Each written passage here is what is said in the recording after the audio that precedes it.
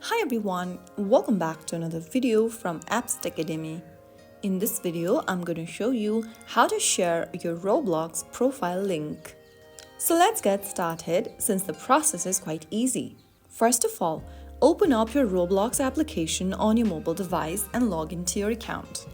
After you're in the home page, go ahead and tap on your username at the top left, and this will open up this interface where you'll need to tap on the little QR code icon at the bottom left. You will then see this interface where you can simply tap on Share Profile Link.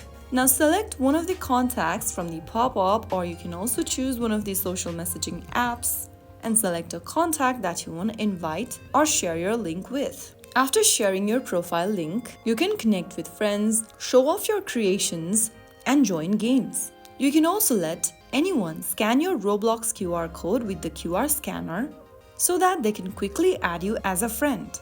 So that is how you easily share your profile link for Roblox.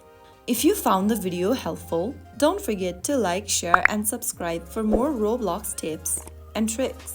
I'll see you in the next video. Thanks for watching.